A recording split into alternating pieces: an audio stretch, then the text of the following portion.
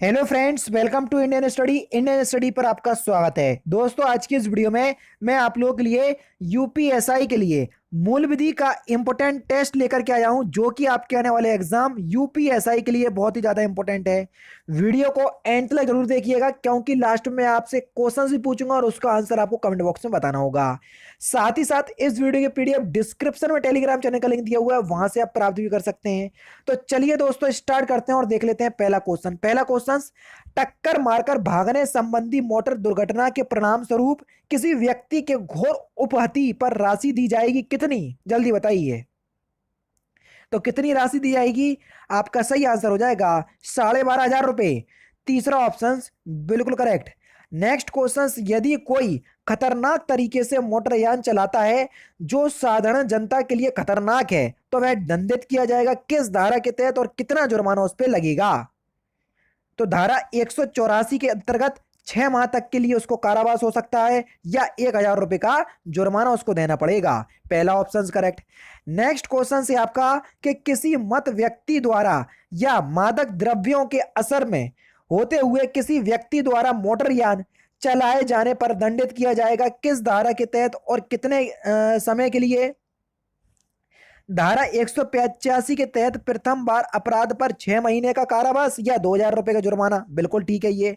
उसके बाद है आपका कि धारा 185 के तहत दूसरी बार 3 वर्ष के लिए 3 वर्ष के भीतर अपराध करने पर 2 वर्ष तक का कारावास या 3,000 रुपए का जुर्माना। बिल्कुल ठीक, ये दोनों ही कंडीशन आपकी सही है। तीसरा ऑप्शन यहाँ पर आपका बिल्कुल क्या हो जाएगा सर? करेक्ट हो जाएगा। नेक्स्ट क्वेश्चन, कौन सी धारा मोटरयान अधिकारियों की नियुक्ति का प्रावधान कराती है? जल्दी बताओ, बहुत इंपॉर्टेंट क्वेश्चन चल रहा है, ये समझ लो। अगर आप क्वेश्चंस की डेप्थ को समझ रहे होंगे तो समझ में आ रहा होगा आपको कि कितने इंपॉर्टेंट क्वेश्चंस और ऐसे ही क्वेश्चंस आजकल एग्जाम में पूछे जाते हैं। तो कौन सी धारा मोटरयान अधिकारियों की नियुक्ति का प्रावधान कराती है? तो आपका सही आंसर हो जाएगा धारा 213। पहला ऑप्शन करेक्ट। क्वेश्चन से आपका कि मोटरयान अधिकारियों की नियुक्ति कौन कर सकेगा? जल्दी बताओ, मोटरयान अधिकारियों की नियुक्ति कौन कर सकेगा? तो आपका सही आंसर हो जाएगा राज्य सरकार। पहला ऑप्शन बिल्कुल करेक्ट। नेक्स्ट क्वेश्चन, मोटरयान अधिनियम 1988 की किस धारा के अंतर्गत बिना वारंट गिरफ्तारी करने का अधिकार पुलिस अधिकारी को है? तो किस धारा के तहत? तो सही आंसर हो जाएगा धारा 202 के तहत। पहला option correct. Next question, Bharat वाहन दुर्घटनाओं की प्रकृति के बारे में जानकारी निम्नलिखित में से किन से प्राप्त होती है? जल्दी बताओ। दृश्य टायर मार्क्स से बिल्कुल, स्किड मार्क्स या ग्लास पेंट बिल्कुल इससे भी होती है, ब्रेकिंग पार्ट से बिल्कुल, इन सभी से ही क्या होती है? दुर्घटना स्थल पे दुर्घटना की जानकारी प्राप्त होती है। चौथा ऑप्शन करेक्ट। राष्ट्रीय सुरक्षा अधिनियम 1980 का विस्तार कहाँ तक है? जल्दी बताइए। तो कहाँ तक है इसका विस्तार?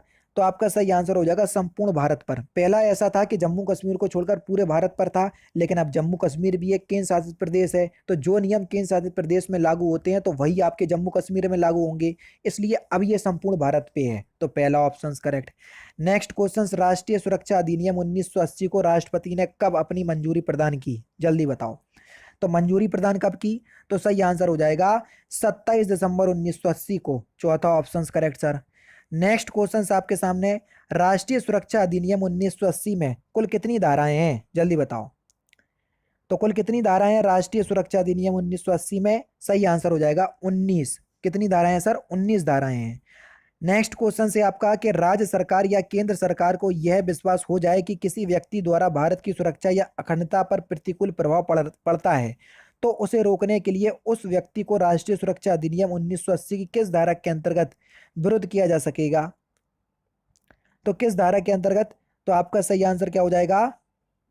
ऑप्शन नंबर सी, धारा 3 के तहत। तीसरा ऑप्शन यहाँ पर आपका बिल्कुल करेक्ट है। राष्ट्रीय सुरक्षा अधिनियम 1980 के किस धारा के अंतर्गत केंद्र या राज्य सरकार परामर्शदात्री परिषदों का गठन करती है? तो आपका सही आंसर हो जाएगा क्या? धारा 9 के तहत। पहला ऑप्शन करेक्ट। निरोध की अधिकतम अवधि का उल्लेख राष्ट्रीय सुरक्षा अधिनियम 1980 की धारा 13 में, इस धारा के अनुसार निरोध की अधिकतम अवधि क्या है?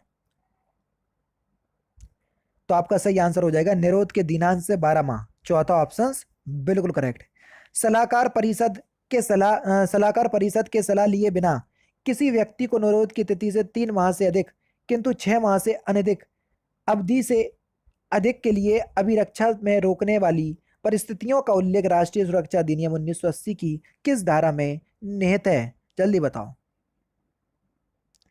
तो आपका सही आंसर क्या हो जाएगा? धारा 14 का में, यानी कि दूसरा ऑप्शन बिल्कुल करेक्ट। निम्नलिखित में से किस राज्य में राष्ट्रीय सुरक्षा अधिनियम का विस्तार नहीं है? देखो, अब तो ये पूरे भारतवर्ष में है, पहले जम्मू कश्मीर में नहीं था, जो अभी हाल ही मैंने आपको बताया। तो फिलहाल तो क्वेश्चंस का आंसर जम्मू कश्मीर होगा, लेकिन प्रेजेंट टाइम में पूरे भारत में है। राष्ट्रीय सुरक्षा अधिनियम 1980 के अंतर्गत हिरासत की अवधि, अधिकतम अवधि कितनी है हिरासत की?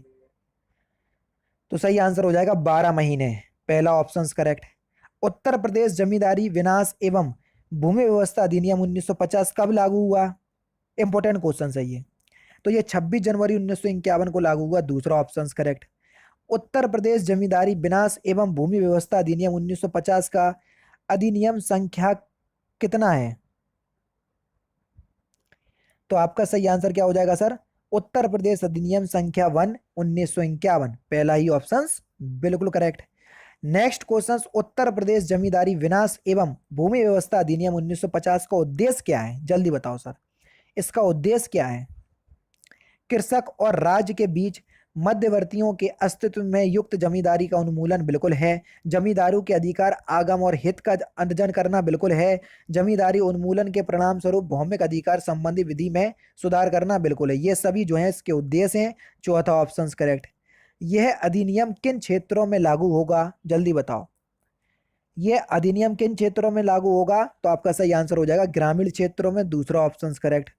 उत्तर प्रदेश जमींदारी विनाश एवं भूमि व्यवस्था अधिनियम लागू होने के पूर्व प्रदेश में कितने तरह की जोतदारी थी? तो कितने तरीके थी? 14, यानी कि 14 तरीके की, तीसरा option correct. Next question, Uttar Pradesh जमींदारी विनाश एवं भूमि व्यवस्था अधिनियम 1950 की धारा 129 में कितने प्रकार की जोतदारी है?